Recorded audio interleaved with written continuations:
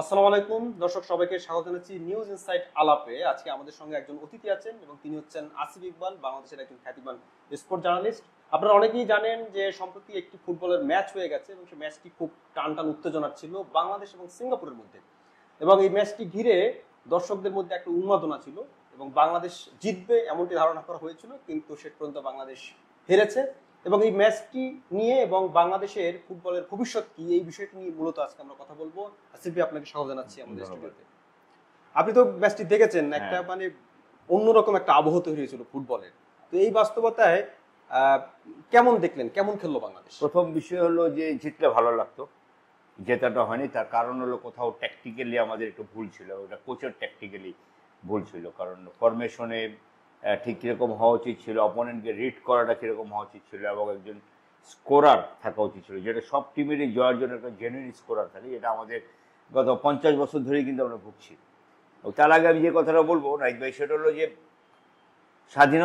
স্বাধীন হওয়ার পরে বাংলাদেশ জাতীয় দলের কোনো ম্যাচ নিয়ে এত হাইপ কিন্তু কখনো তৈরি হয়নি। মানে এটা অবিশ্বাস্য। এটা বাংলাদেশের ফুটবল জাগরণের জন্য খুব জরুরি। যে এই জরুরি জিনিসটাকে কাজে লাগাতে হলে আপনাকে জয় খুব জরুরি, এবং জয়টা পেতেই হবে।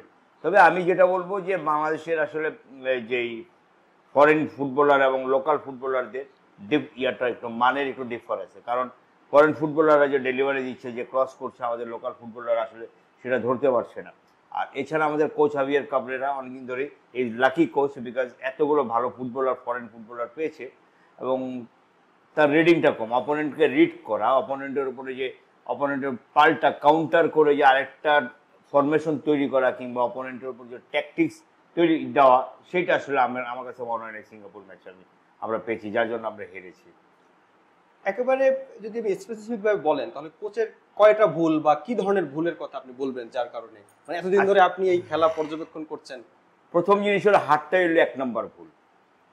কারণ ঘরের মাঠে এই কন্ডিশনে, পরিচিত কন্ডিশন সবকিছু মিলিয়ে এরকম একটা টিম নিয়ে, ধরেন এরকম অবস্থান নিয়ে হারাটা আসলে ঠিক হয়নি। এই একটা হলো প্রথম ভুল।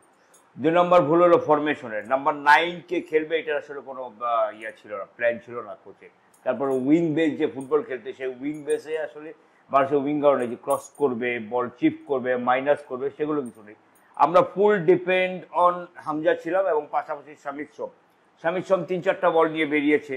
হামজা একটা ডেলিভারিতে গোল দিয়েছে, এবং মজার বিষয় হলো যে স্কোরার রাকিব গোল দিয়েছে, তাকে রাইট ব্যাকে খেলানো হলো তার পর মিনিট থেকে। মানে এই ট্যাকটিক্সটা কি আসলে বোঝার কিছু নেই।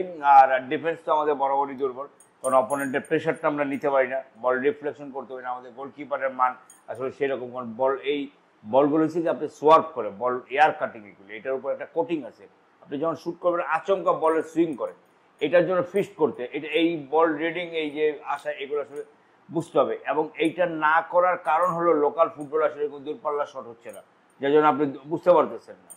তো এগুলো মিলিয়ে আসলে অনেক প্ল্যানের বিষয় আছে, আপনাকে সাকসেস হইতে হলে অনেক কিছু প্রয়োজন আছে, যেটা আসলে কমতি আছে। তবে আমি একটা জিনিস বলবো, বাফুফের চেষ্টার কমতি নেই। স্বল্প আয়ের ভিতরে, স্বল্প বাজেটের ভিতরে তারা চেষ্টা করছে সর্বোচ্চ, বাট আরো ভালো কোচ হওয়া দরকার, কারণ তার রিডিংটা আরো স্ট্যান্ডার্ড হওয়া উচিত। আপনি বলতে চাচ্ছেন যে লোকাল এবং ইন্টারন্যাশনাল, মানে এই যে কয়েকজন ইন্টারন্যাশনাল মানের খেলোয়াড় আমাদের দলে এখন যুক্ত হলেন, বিশেষভাবে হামজার কথা বলতে পারি বা শামিদ সোমের কথা বলতে পারি, মানে তাদের সঙ্গে লোকাল যে প্লেয়ার যারা আছেন তাদের এক ধরনের মানে কৌশলগত কি দূরত্ব কথা বলতে চাচ্ছেন আপনি? যেটা অবশ্যই, তার কারণ হলো দেখেন না, হামজা খেলেন ইংলিশ প্রিমিয়ার লিগ, যেটা পৃথিবীর সবচেয়ে টাফ ফুটবল লিগ, সবচেয়ে টাফ ফুটবল লিগ, সেখানে খেলেন হামজা। তো সেই জায়গার যে সিচুয়েশনগুলো যেভাবে তাকে হ্যান্ডেল করতে এবং সেই ডেলিভারি করতে, যে কম্পিটিটিভ ফুটবল খেলতে হয়, সেটার সাথে তো আমাদের ফুটবলারদের মেধার মানে কোনো তুলনাই আসে না। আর তার ভিতরে শামিদ সোম দেখেন, কানাডা কিন্তু world cup football team, world cup খেলা টিম, কানাডা নেক্সট ওয়ার্ল্ড কাপ খেলো 26-এ, তারা আয়োজক। তো সেই টিমের ন্যাশনাল টিমে, সেই দেশের ন্যাশনাল টিমে ফুটবল খেলেছে, তার মানে তার ক্যালিবার কিন্তু অনেক কোয়ালিটিফুল। তো সেই জায়গায় তাদের সাথে তো মানের অনেক ডিফার হবেই। তবে আমাদের ফুটবলারদের বুঝতে হবে। আর আরেকটা জিনিস যেটা হলো সবচেয়ে বড় জিনিস হলো, তাদের গতির সাথে পেরে উঠছে না। মানে হয় তাদেরকে স্লো ফুটবল খেলতে হচ্ছে, আইদার যদি ফাস্ট ফুটবল খেলে আমাদের দম ফেল করতে হচ্ছে, আমাদের স্ট্যামিনা কম তাদের তুলনায়। এখন এই গ্যাপগুলো মানে এটা এখন মানে কভার করার জন্য, কমিয়ে আনার জন্য আসলে কি করণীয়, মানে কি করলে পরে এটা এই বাংলাদেশও মানে বাংলাদেশের লোকাল প্লেয়াররাও এই আন্তর্জাতিক মানের খেলোয়াড়দের সঙ্গে পেরে উঠতে পারে বা সমন্বয় করে খেলতে পারে? সবচেয়ে বড় জিনিস কি জানেন না, যেটা পৃথিবীর যে কোনো দেশে দেখেন, লিভারপুল বলেন, ম্যানচেস্টার বলেন, ম্যান সিটি বলেন, বা রিয়াল মাদ্রিদ, বার্সেলোনা, যারাই ফুটবল খেলছে এবং তারা যে কোয়ালিটি ফুটবল খেলছে, কারণ হলো তাদের একাডেমি। এবং সবকটা একাডেমিতে আপনি দেখবেন মেসি 7 বছর বয়স থেকে কিন্তু বার্সেলোনা ফুটবল একাডেমিতে, ক্রিস্টিয়ানো রোনালদো কিন্তু 7-8 বছর থেকে একাডেমি। তার মানে ওই সময় থেকে তারা একটা বেসিক নিয়ে তৈরি বড় হয়। বেসিক নিয়ে বড় হলে লাভটা কি হয়, যে আপনি অ্যাডাপ্টেশনটা শিখবেন। আমার স্ট্রেংথ, স্ট্যামিনা, কন্ডিশনিং সব কিছুর অ্যাডাপ্টেশন আছে। আপনি ধীরে ধীরে যখন বয়স বাড়তে থাকবে, আপনি সব কটা কিন্তু গ্র্যাব করতে পারবেন। আর আমাদের এখানে ফুটবলাররা আমরা আসি 14-15 বছর বয়স থেকে। এই যে 5-6 বছর যে ডিফারটা, এই মেধার এই যে, কারণ ওরা কিন্তু 5-6 বছর আগাই থাকে, এই 11টা পরের 4 ম্যাচটা কিন্তু আমাদের নিতে পারছি না। এবং নিতে পারছি না মানে এরপরে আমরা একটা লেভেলে আসার পর আমাদের স্টেমিনা, এটা একটা এনভায়রনমেন্টাল কারণ আছে। তবে এনভায়রনমেন্টাল কারণ থেকেও কিন্তু ওভারকাম করা যায়। তখন আপনাকে স্কিলড হইতে হবে, আপনাকে বুঝতে হবে যে আপনি কোন রাস্তায় আপনি সাকসেস পাবেন। সেই রাস্তাটা আসলে ফাইন্ড আউট করতে পারছে না আমাদের ফুটবলাররা। বাংলাদেশে কি ধরেন একেবারে জাস্ট মানে একটা কৌতূহল, যে বাংলাদেশে কি কোনোদিনও মেসির মানের কোনো ফুটবলার তৈরি হওয়া সম্ভব কিনা, বা রোনালদোর মানের কোনো প্লেয়ার তৈরি হওয়া সম্ভব কিনা? মানে আমাদের আমাদের বেসিক ঘাটতি আসলে কোথায়? অনেক দেশেই তো যে মেসির মানের না হলেও অনেক বড় মানের ফুটবলার প্রডিউস করছে, তারা আছে এরকম। তাদের ফুটবল কালচার কিন্তু যে সমস্ত দেশে এই সমস্ত এইরকম মেসিদের মতো ফুটবল কালচার কিন্তু অনেক বড়, অনেক পুরনো, অনেক ঐতিহ্যবাহী। এবং মেসি শুধু একা মেসি না, মেসির সাথে কিন্তু আরো অনেক মেসির মতো তুলনীয় ফুটবলার আছে আমাদের দেশে নাই। দেখেন আমি বলি, অনেকেই একটা কথা বলে আমাদের ফুটবল কিন্তু এগিয়েছে, এটা নিয়ে কোনো সন্দেহ নেই। দেখেন একটা কথা বলে যে আমাদের সময় আমরা সালাউদ্দিন ভাই কিংবা নান্নু ভাই, মুন্না ভাই, কাসার ভাই, সাব্বির ভাই, এদেরকে আমরা দেখেছি, এদের মানে কোনো ফুটবলার নেই। বাট তখন ছিল ইন্ডিভিজুয়াল স্কিলের খেলা, এখন কিন্তু টোটাল টিম ওয়ার্কের খেলা।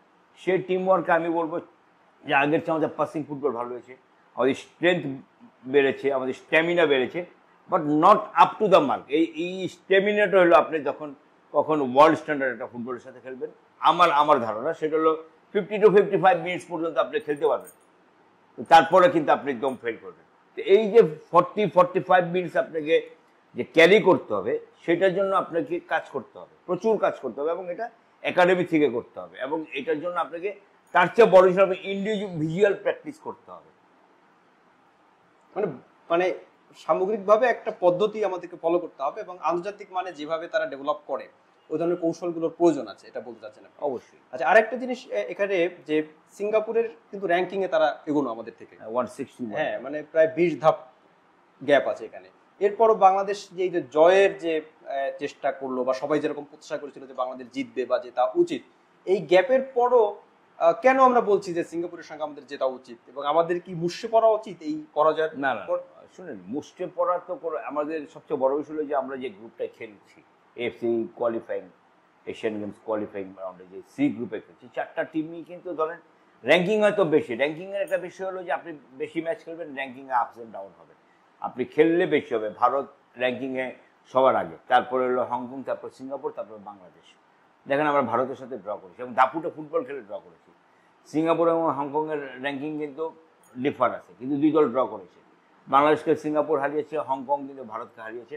হংকং এসে কিন্তু ভারত র্যাঙ্কিং আগানো, সেটা বিষয় না। বিষয়টা হচ্ছে যে আপনি ডেইজ গেম, এগুলো আপনি কিভাবে নিজেকে ওটার জন্য প্রস্তুত করলেন।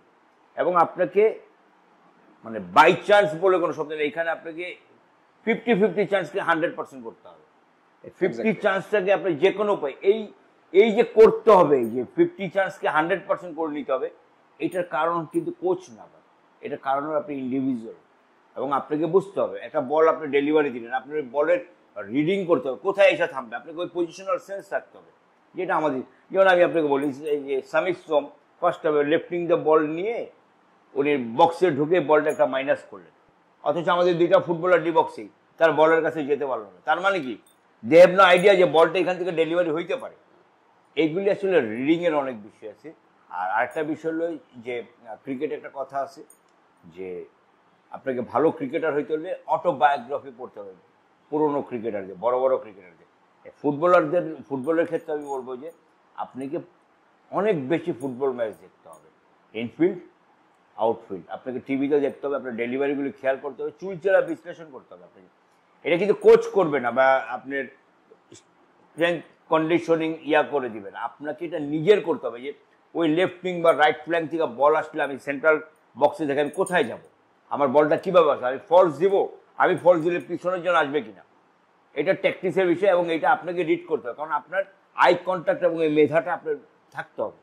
এগুলো আমাদের অনেক অনেক দুর্বলতা। সিঙ্গাপুরের সঙ্গে ম্যাচে মানে সবচেয়ে যেটা বেশি আলোচিত যে হারের কারণ হিসেবে ধরেন আপনিও বলেছেন যে ডিফেন্স আমাদের খুব উইক ছিল।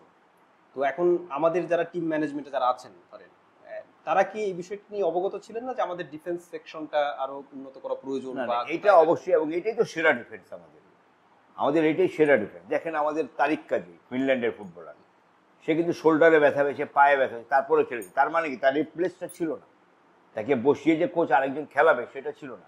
আমাদের ধরেন তপু বর্মন সেন্ট্রাল ডিফেন্ডার, বয়স হয়েছে, স্লথ হয়ে গিয়েছে, গতি স্লো হয়ে গেছে, মানে অপোনেন্টের সাথে এখনকার ফুটবলার অনেক বেশি ফাস্ট, ফাস্টের সাথে তো স্লো, তাহলে আপনাকে ট্যাকটিক্সটা এরকম করতে হবে, আপনাকে বল ধরে ধরে খেলতে হবে। সেইটা নয়, কারণ ধরে ধরে খেলতে হলে আপনাকে স্কিলড হইতে হবে, সেটাও আমাদের কমতি আছে।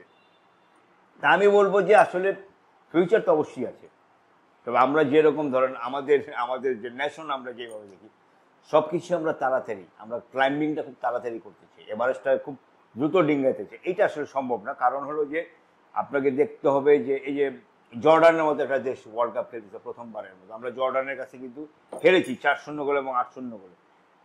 আমরা উজবেকিস্তানের সাথে একসময় জিতেছি, উজবেকিস্তান ওয়ার্ল্ড কাপ খেলছে। তার মানে কি? তার মানে হলো তারা মেক এ প্ল্যান, তাদের একটা প্ল্যান আছে, তাদের স্ট্রাকচারাল একটা ডেভেলপমেন্ট আছে। যেমন আমি আপনাকে বলি ইউগোস্লাভিয়া, যে ফর্মার যুগোস্লাভিয়া, মার্শাল টিটোর সময় তাদের 7,000 ইউনিভার্সিটি, স্পোর্টস ইউনিভার্সিটি ছিল। তার মানে ওরা কত প্রডিউস করেছে। এবং অন্যান্য দেশে, মার্কিন যুক্তরাষ্ট্রে প্রচুর স্পোর্টস ইউনিভার্সিটি আছে, ফ্যাকাল্টি আছে। আমাদের দেশে কোথায়? আপনি দেখেন কোথাও ফ্যাকাল্টি নাই। এবং সবচেয়ে বড় বিষয় হলো যে আপনার জীবনের জীবিকার নিশ্চয়তা নেই। আপনি যে ফুল কনফিডেন্টলি এখানে আপনি 24 ঘন্টায় সময় দিবেন বা 16 ঘন্টা সময় দিবেন, সেই জীবিকাটা আছে, তাহলে আপনি কিভাবে হবে? মানে নাই আর নাই একটা অবস্থা, নায়ের দেশে আমরা বাস করি। তারপরেও এই ম্যাচটি ঘিরে বিশেষভাবে যে উন্মাদনা আমরা দেখলাম, মানে দীর্ঘদিন পর কিন্তু ফুটবল কিন্তু একেবারে মানে মরে যেতে বসেছিল, এমনটা সিচুয়েশনে চলে গিয়েছিল। কিন্তু হঠাৎ করে মনে হচ্ছে যেন ফুটবল না এখনো একসময় যেটা ছিল যে মাঠ ভর্তি দর্শক, মাঠেও বিপুল দর্শক, টিকিটের জন্য হাহাকার এক ধরনের পড়ে গেছে। তো তরুণদের মধ্যে ফুটবল নিয়ে যে আবার একটা আগ্রহ বেড়েছে, এটা তো একটা ভূমিকা রেখেছে নিশ্চয়ই। বিশেষ করে বিদেশি অনেক খেলোয়াড় বাংলাদেশের সঙ্গে যুক্ত হয়েছেন, প্রবাসী খেলোয়াড় যারা আছেন। তো এরপর এই জায়গায় দাঁড়িয়ে বাংলাদেশের ফুটবলের মানে কি ভবিষ্যৎ দেখেন? যে খুব মানে সাম্প্রতিক আগামী বছরগুলো থেকে আমরা খুব মানে এগিয়ে যেতে পারবো বলে মনে হয় এই জাগরণের প্রেক্ষাপটে?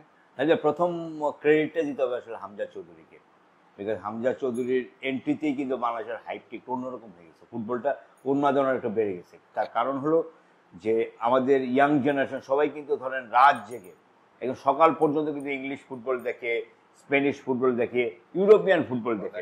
আর্জেন্টিনা, আমাদের ফুটবল নিয়ে, লাতিন ফুটবলের আমাদের ফুটবলের প্রতি তাদের আগ্রহ নেই। কিন্তু এই হামজা আসার পরে আমাদের, আপনি ওই দিন যদি খেয়াল করেন যে প্রচুর লোক, আমি সকাল 11টা থেকে আমি দেখছি স্টেডিয়াম মুখী সবাই, কেউ ভুবুজেলা বাজাচ্ছে, কেউ যে আতশবাজি ছড়াচ্ছে, সবাই বাংলাদেশের জার্সি পরে, উই আর বাংলাদেশ। মানে কেউ বলবেই না যে 180 বা 81তম র্যাঙ্কিং এর একটা দেশ, এই দেশ বলতেই পারবে না।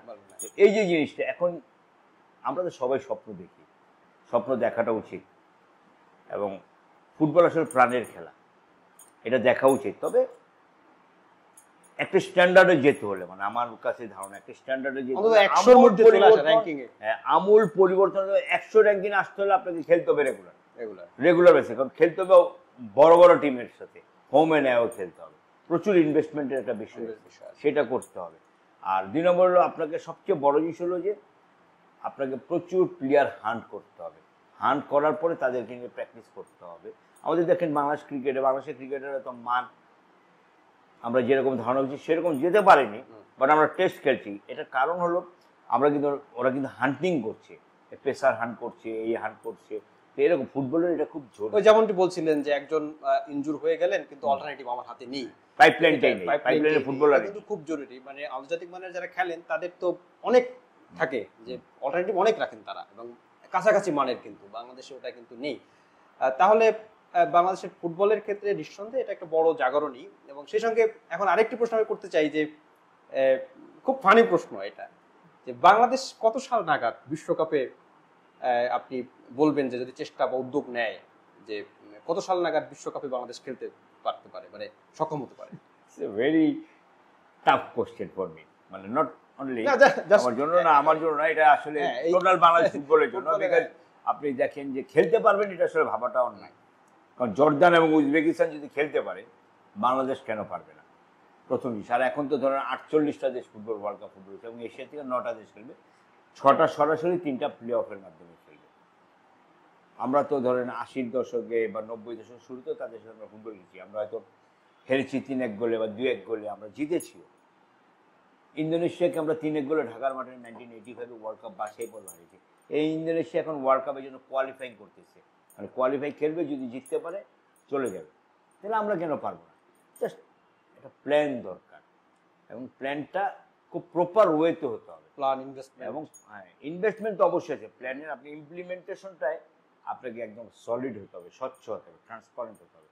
Otherwise we are sorry, but I hope so it was 26, আমরা নেক্সট 40 ইয়ার্সের ভিতরে হয়তো উইকেন 40 বছর, হ্যাঁ, 40 মানে বছর। আমরা কি দেখে যেতে পারবো? তা তো পারবো না। Only god nose. যাই হোক, আমরা ওই আশাবাদ রাখি যে খুব শিগগিরই বাংলাদেশ বিশ্বকাপে খেলবে। আসিফ ইকবাল, আপনাকে অনেক ধন্যবাদ, আপনি কষ্ট করে এসেছেন। ধন্যবাদ। আরো অনেক বিষয়ে আলাপের ইচ্ছে ছিল, পরবর্তী কোনো মিটিং হয়তো বা এই নিয়ে কথা বলবো। আপনাকে অনেক অনেক ধন্যবাদ। অবশ্যই ধন্যবাদ।